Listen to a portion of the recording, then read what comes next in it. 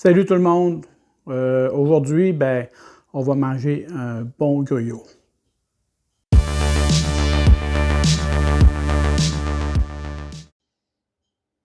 Pour les ingrédients, une petite portion de gruyot.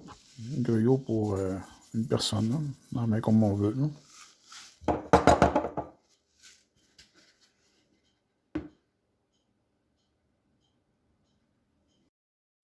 Du gruyot Quaker. Le deuxième ingrédient, c'est de l'eau. Encore une fois, c'est à peu près, là. C'est à peu près un quart de pouce en haut de la portion de gruyot. Ensuite, on ajoute un peu de lait. Moi, j'aime bien le lait. À la place de mettre juste de l'eau, on met du lait. On met aussi de la cassonade. La cassonade, là, moi, j'en mets une bonne cuillère à thé, une cuillère et demie, là, ça dépend des goûts, là. Ça va un peu de gamme sucrée. Ensuite, de la vanille. Pas près une cuillère à thé de vanille, là, selon les goûts.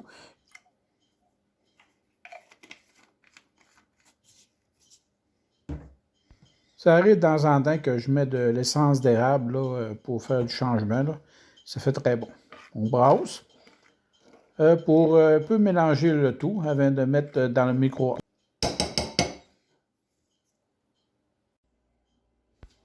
Voilà l'étape du micro-ondes.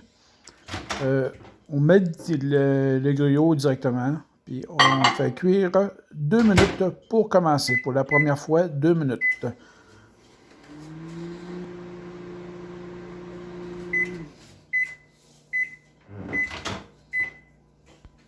À cette étape, c'est très important de brasser le gruyot pour que la chaleur se distribue partout égale. Je remets une minuterie de 3 minutes, mais là, maintenant, je regarde toujours dans la fenêtre là, et j'attends que le gruyot commence à gonfler. Aussitôt qu'il commence à gonfler, j'arrête la minuterie pour pas que ça déborde.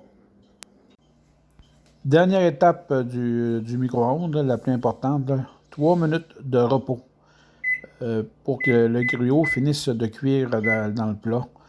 Cette étape-là est absolument nécessaire pour finaliser la cuisson du gruyot.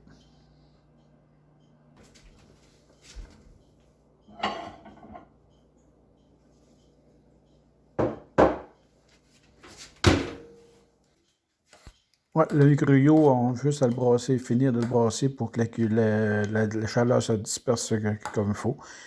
On obtient une texture parfaite avec un bon gruyot bien cuit. Ça c'est bon.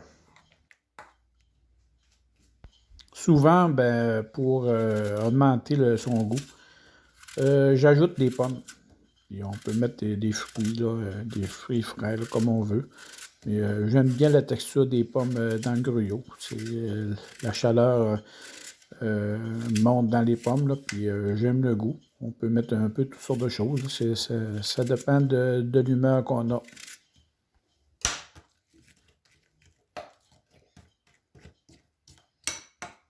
Utilisez toujours le même plat. Parce que c'est là que vous allez arriver à une stabilité, parce que vous allez savoir les quantités à peu près à mettre à chaque fois, puis vous allez vous habituer avec ça.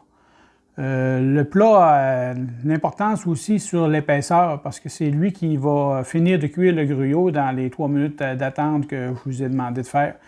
C'est la façon que j'ai trouvée pour être capable d'arriver à un gruyot qui est parfait. En tout cas, à mon sens. Là, puis ça les habitue assez vite. Là. Fait que là, cette méthode-là est quasiment infaillible. Je voulais parler un petit peu des bienfaits du gruyot. Je ne suis pas un spécialiste, là, mais c'est bourré de fibres. Puis des fibres, je pense que tout le monde sait que c'est bon pour les numéros 2. Dernière chose, n'oubliez pas de vous abonner. Je vous réserve des surprises pour les prochaines vidéos. Je pense que ça n'a pas manqué. Puis activez la petite cloche qui est à côté de abonner. Ça va vous donner une notification pour avoir les prochaines vidéos que je vais mettre en ligne.